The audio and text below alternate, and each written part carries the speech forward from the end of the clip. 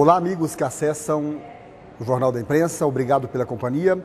Hoje nós vamos bater um papo com o ex-vereador, ex-vice-prefeito de Goiânia, ex-deputado estadual e atualmente deputado federal em seu quarto mandato consecutivo.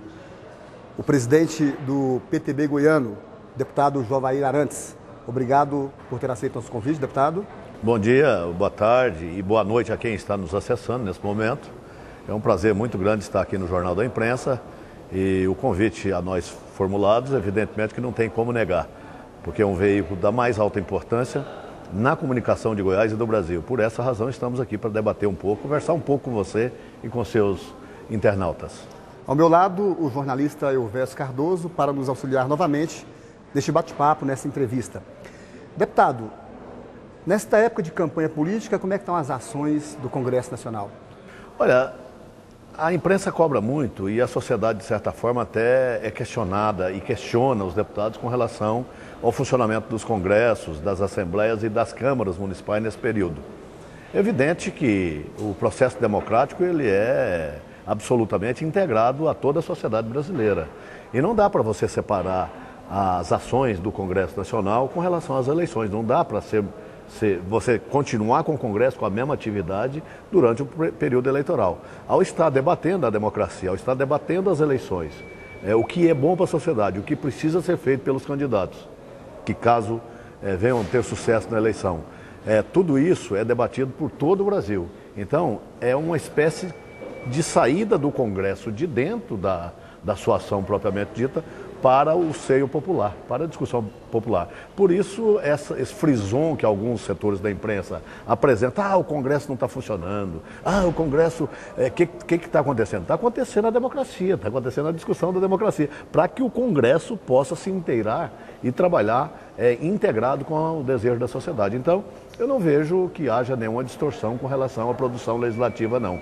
Até porque a produção legislativa de leis no Congresso Nacional, seja na Câmara ou seja no Senado, não sofre as interrupções que possam ser danosas à sociedade. Ao contrário, eu vejo que com essas andanças dos deputados federais e dos senadores e também dos candidatos a governadores pelo Brasil afora, traz mais subsídio até para que a gente possa votar com mais celeridade ou com menos, de acordo com o interesse que você viu no clamor das ruas durante esse período de discussão da sociedade. Jovair, você faz parte de uma coligação em Goiás, cujos partidos, em sua maioria, apoiam José Serra para presidente. No entanto, o PTB, vocês estão apoiando a Dilma Rousseff. Como é essa convivência dentro dessa coligação com esta divergência em razão da eleição presidencial? Olha, Elvésio, nós do PTB, da bancada do PTB, eu sou o líder do PTB na Câmara Federal. Nós temos uma bancada que tem dado sustentação ao governo Lula por entendermos que o governo Lula tem tido um compromisso muito sério com o país.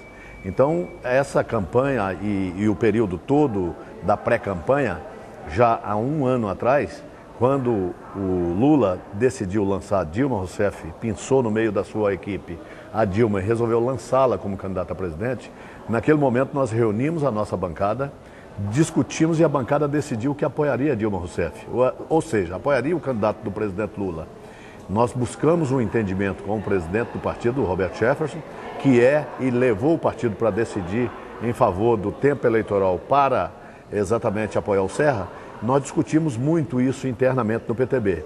O PTB hoje é um partido maneiro, é um partido que tem discutido muito as suas ações e as suas estratégias, vamos dizer assim.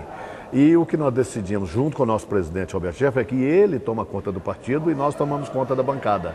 E ao decidirmos apoiar a Dilma, nós tivemos o aval dele como presidente do partido, dizendo, tudo bem, eu não posso levar o partido com o seu tempo eleitoral de televisão para a Dilma, mas eu vou levar para o Serra e vocês, evidentemente, que se quiserem trabalhar nos seus estados, quem quiser fica liberado.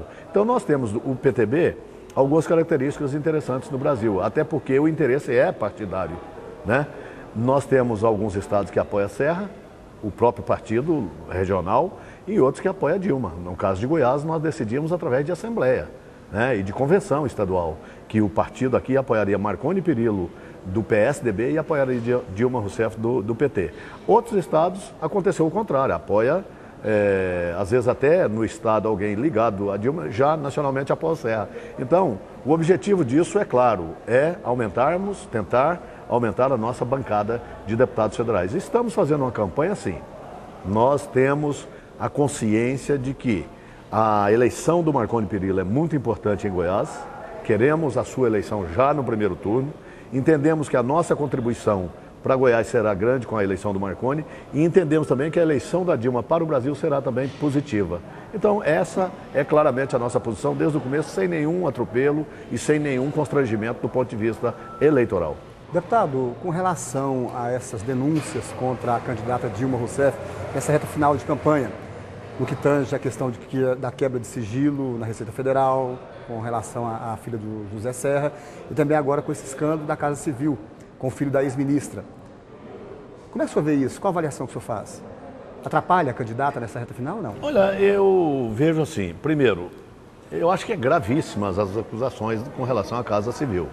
Tem que ser apurada e a democracia ela é propícia, ela é importante, eu qualifico a democracia como muito importante, porque num regime autoritário, essas podridões que acontecem em governo, e todos acontecem, não é só o governo brasileiro, acontece no governo da França, no governo dos Estados Unidos, em todos os governos. A vantagem da democracia é que essas feridas são expostas à sociedade. E essa é uma ferida que está sendo exposta à sociedade. E ela tem que cicatrizar aos olhos da sociedade. Já no regime autoritário vai para debaixo do tapete. Então a vantagem da democracia é essa. E não interessa se nós estamos num período eleitoral ou não eleitoral para expor, porventura, os desvios que possa haver em qualquer governo. Eu não acredito, até porque a Dilma não tem nenhum comprometimento. O CPF da Erenice é um, o dela é outro. É a mesma coisa de quando tem um irmão seu, alguém, ou a sua esposa, ou um parente seu, ou um filho até que faz qualquer malversação, não significa que você é responsável por aquilo. Claro, quando é pai e é menor é responsável. Mas depois que atingiu a maioridade, cada um tem o seu livre-arbítrio, a sua escolha das razões que lhe levam a fazer ou não as ações mais variadas na vida. Então, nós não podemos querer pegar um erro que alguém cometeu e jogar nas costas da ministra Dilma, da nossa candidata a presidente. É claro que ela não tem absolutamente nenhum comprometimento com isso.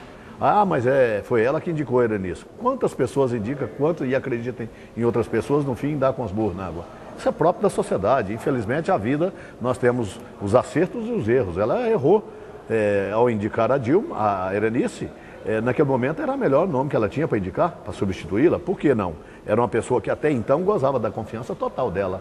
A partir do momento que não é mais de sua confiança, tirou, está fora. Eu acho que é assim que tem que acontecer e vai sempre acontecer. Quem diz que lá no governo de São Paulo não teve ou não está tendo alguém que está fazendo algum tipo de malversação no governo que era do Serra? Aí, porque essa pessoa fez lá, também o Serra não tem nenhuma culpa. Eu acho que as pessoas têm que assumir, tem CPF, tem RG, então a improbidade ou dolo tem dolo, tem um carimbo, né, que é o RG. Eu gosto sempre de dizer o seguinte, que as pessoas não podem generalizar quando acontece qualquer tipo de irregularidade. Algumas pessoas, de repente, você vê assim, o pastor, sai na primeira página do jornal, o pastor fulano e tal cometeu, aí querem jogar para todos os pastores. Não é assim, aquele pastor tem um RG.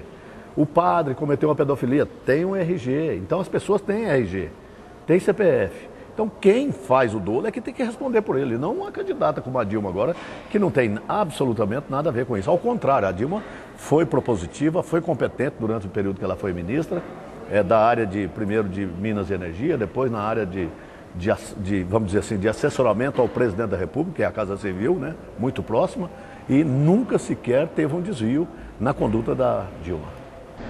João, você é um político que já disputou várias eleições e gostaria de saber a sua opinião sobre como está o processo eleitoral hoje em dia, porque a gente percebe que de eleição para eleição vão aumentando as restrições, principalmente a propaganda. Nessa eleição isso não pode, na próxima eleição aquilo também não vai poder. Enfim, a impressão que a gente tem é que daqui a alguns anos teremos eleições sem propaganda, sem comícios, sem nada. Como é que você está encarando esse processo? Olha, eu vejo com muita preocupação o excesso. O excesso, no meu entendimento, colocado por todos os lados, né? O excesso de quem abusa do poder, sabendo que existe uma regra, e o excesso de quem exerce o poder para não deixar que haja esse abuso, né?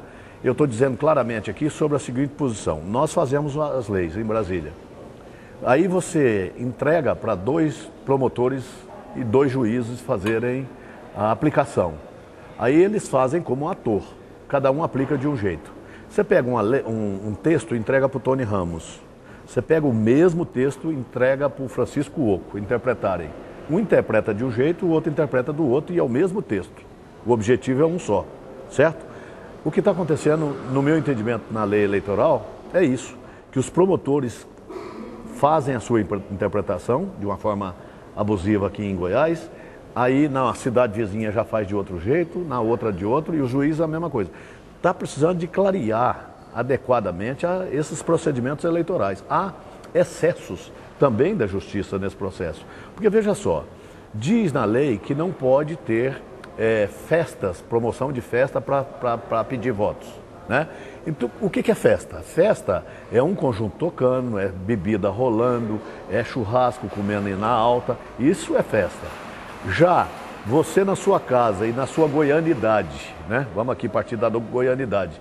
Todo mundo que chega na sua casa, ou na casa de qualquer um de nós, goianos, mineiros também, é assim, nós chega na casa do cidadão, vem aqui tomar um café comigo. Você chega na casa do cara, tem pão de queijo, tem bolo, tem um suco, tem o suco da época, tem lá o café, leite, é assim. Funciona assim. Na empresa do cidadão é assim também, porque você faz parte da goianidade, da nossa forma de receber as pessoas. Então, se me chamam hoje numa empresa, você vai lá na minha empresa, vai lá que eu vou te apresentar meus funcionários, eu vou pedir uns votos para você lá, eu sou um cara que tem tido uma conduta correta, aí eu chego na empresa, se tiver um pão de queijo, um café lá, eu não posso nem estar presente. Então há um exagero nisso. Isso é uma falta de entendimento até. Isso aconteceu com um candidato nosso aqui, o Marluz Pereira, entendeu? Que está sendo impugnado por conta de um café da manhã. Aqui para nós, há um exagero nessa dose. Agora, por outro lado, a justiça deixa rolar coisas que devia estar analisando com mais profundidade, que é a compra de votos, especificamente, né?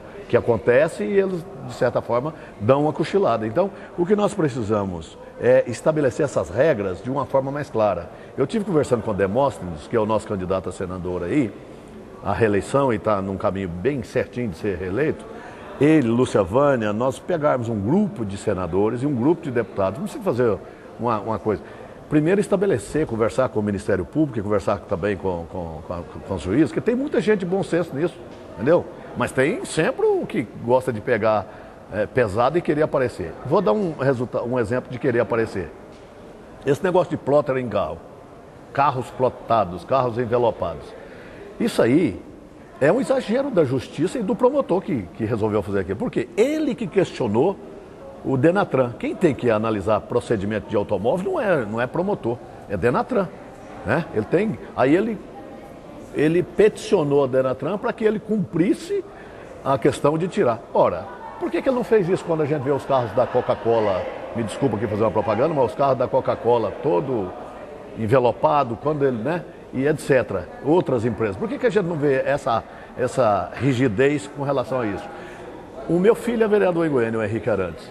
Ele entrou com um processo na Câmara Municipal e questionando o Ministério Público, porque a Prefeitura de Goiânia, por exemplo, põe uma placa aqui na Praça do Bandeirante, enorme, uma placa de 10 por 10 metros, escrita assim, 500 casas populares construídas. Sabe onde a casa foi construída? Lá na saída de São Paulo, lá na saída de Rio Verde. Ué, por que não eles agirem? E as placas continuam aí. Quer dizer, as coisas que o Ministério Público precisa de agir de uma forma mais efetiva não tem agido. Agora, para aparecer, eles gostam. Alguns gostam. E eu não estou generalizando isso para o Ministério Público todo, não. E nem para o Judiciário todo. Agora, precisa de acabar essa questão do cara querer aparecer. A gente tem que fazer as coisas com seriedade. Eu faço política com seriedade muitos anos. Graças a Deus, nunca tive processo, não terei, porque eu cumpro rigorosamente a lei. Deputado, a gente vai fazer um pequeno intervalo e a gente volta no próximo bloco com mais política, campanha, pesquisas eleitorais, enfim. Daqui a pouquinho a gente volta.